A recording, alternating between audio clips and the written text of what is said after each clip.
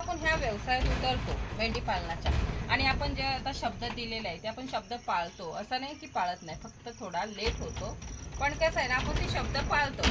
आता तसंच बघायला गेलं तर आपला काल एक व्यवहार झालेला आहे, जे आपले चाकणचे सत्तार दादा आहेत त्यांना आपण जसं आपला भीमा दिलेला आहे, भीमा तर दिलेलाच, त्याच्यासोबत आता आपण त्यांना 8 फिमेल हे करून दिलेले आहेत आपण दुसरे जे म्हणजे ज्यांच्याकडून आपण दिलेलं आहे ते त्या जे शेड आहे त्यांचा वगैरे ते दादांचा पण आपण तिथे शेडवर जाऊन व्हिडिओ वगैरे बनवू।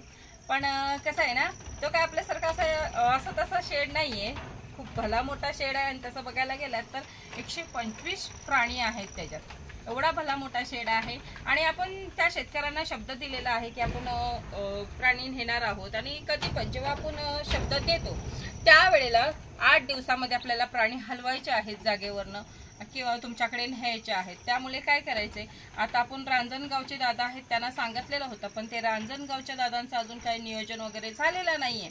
मग आता समोरच्या व्यक्तीला तर आपण सांगितलेलं आहे आपण नेणार आहोत प्राणी, मग हे प्राणी काय केलेले आहे रांजणगावच्या दादांचं नियोजन झालं नसल्यामुळे त्यांना आता तसंच ठेवलेलं आहे आणि आपण आता सत्तार दादांना 8 फिमेल दिलेले आहेत। तसंच बघायला गेलं तर मंचरचे दादा आहेत त्यांना 10 दिलेले आहेत, असं आपण डिवाइड करून ह्यांना दिलेले आहेत।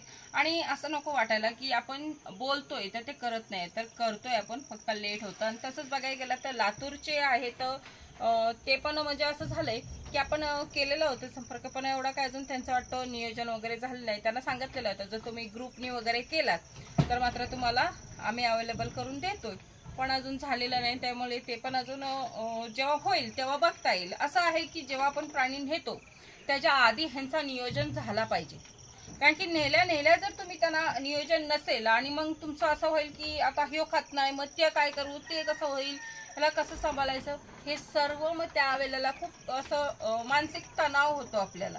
त्यामुळे काय करायचं, जेव्हा पण कुणीही कुठूनही येऊ दे प्राणी न्यायला, प्राणी जिथनं अवेलेबल असतील त्या प्राणी दिले जातील, फक्त तुम्हाला प्राणी न्यायच्या आधी त्या प्राण्यांची उठण्या बसण्या सकट खाण्यासहित तुम्हाला सोय पहिली करायला लागणार आहे। नेल्याच्या नंतर कारण सांगायची नाहीत की तो ह्यो खात नाहीये मग त्याला ते काय करू, ते माझ्याकडे नाहीये मग मी कुठून आणू, ह्या सर्व गोष्टी करणे नाही। त्यासाठी कुणीही प्राणी न्या, पण नियोजन मात्र पहिला ठेवा। तसंच झालंय की काही ना असं नको वाटायला की तुमच्याकडचे देत नाहीयेत आणि दुसऱ्यांकडचे देत आहे, तर जो आपले जुळ्यातला आहे तो मेल सुद्धा आपण दिलेला आहे मुळशीमध्ये। आता मुळशी पॅटर्न बघितलाच आहे, सर्वांना माहितीच आहे, त्यामुळे आपण मुळशीमध्ये दिलेला आहे तो। आणि हे तिळ्यातलं मात्र हे झालेलं आहे की ह्या जो आपण 2 आहेत ते आपले म्हणजे 3 हे तिळ्यातले आहेत ना ते आपण देणार आहोत।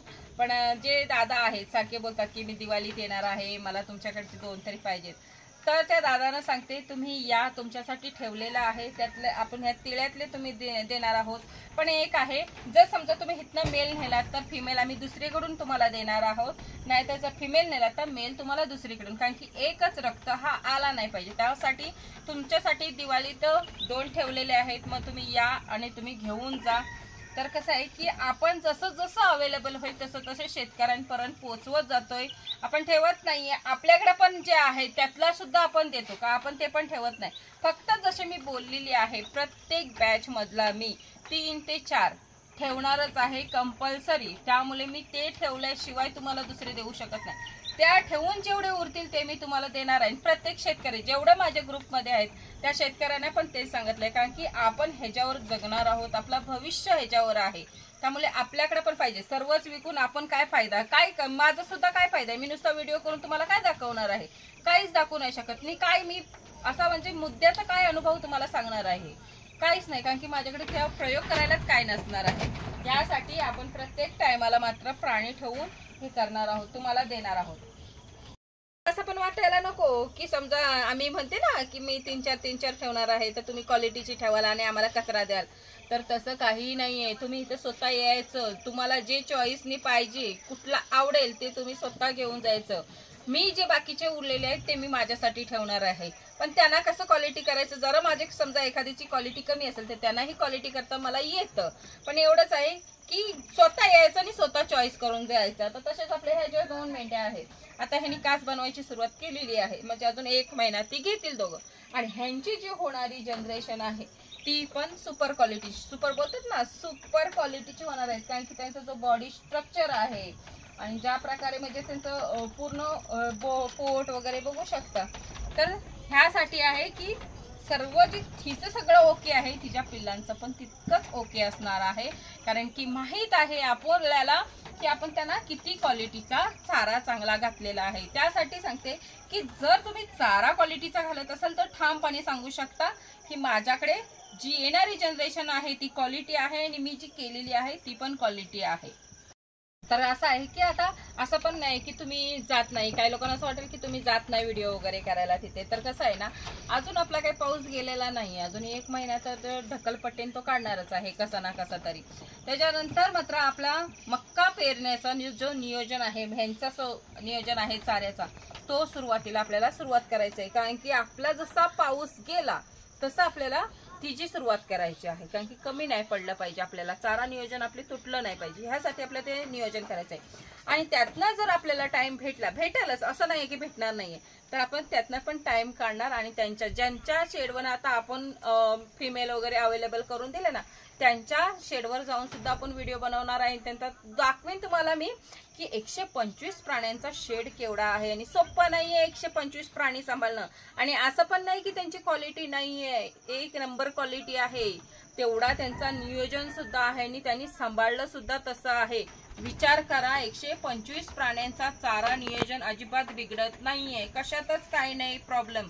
एवढा चांगला त्यांनी नियोजन करून पद्धतशीर सांभाळलेला आहे.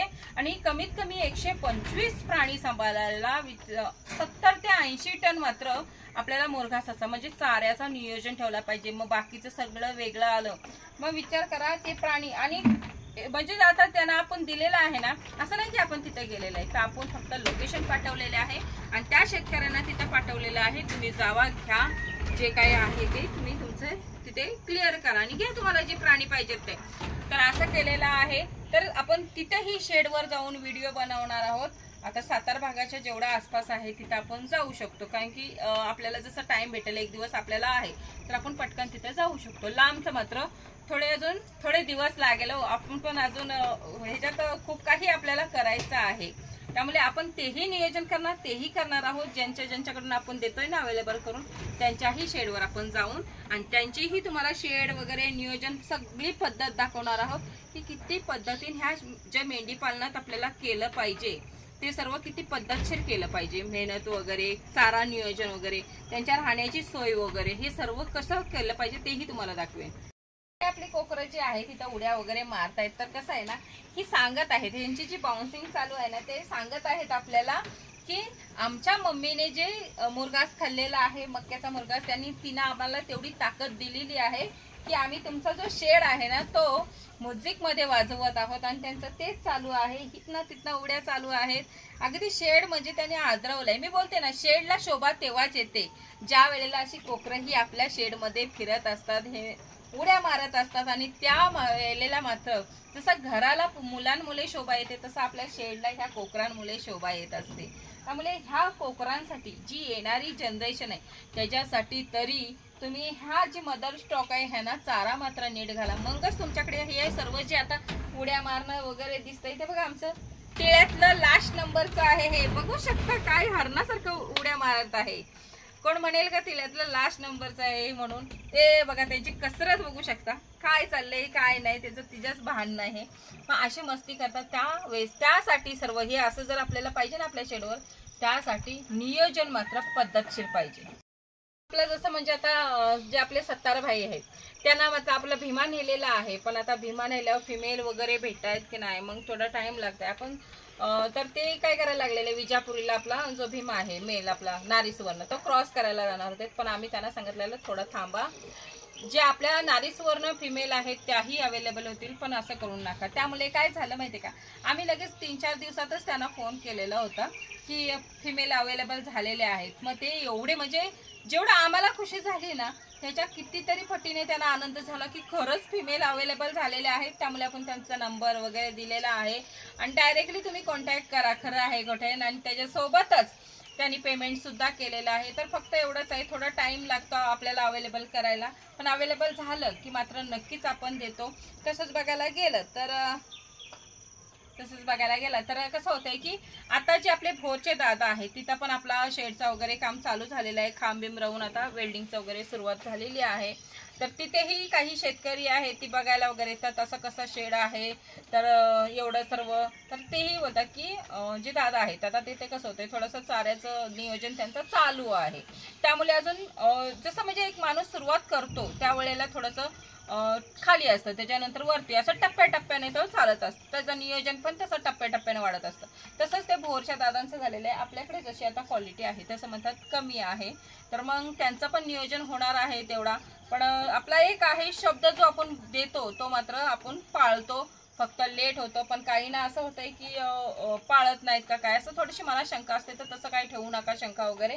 तर आपण टप्प्याटप्प्यानेच प्राणी जसं अवेलेबल करून देतोय तसंच आपलं जसं आता शेडचं जवळपास असेल तर ते जे आपले वेल्डिंगवाले आहेत ते सुद्धा तिथपर्यंत पोहोचणार, पण एवढंच आहे लांबच्या ठिकाणी ते पोहोचू शकत नाही, म्हणून आपण तो एक मी मागच्या टायमाला व्हिडिओ बनवलेला आहे त्याच्यात तुम्हाला सांगितलेलं आहे की शेड बनवणारे पण आहेत, त्यांच्याशी तुमचा नंबर वगैरे देऊन कॉन्टॅक्ट करून घेऊ शकता आणि बनवू शकता, असं आपला सर्व नियोजन असतो।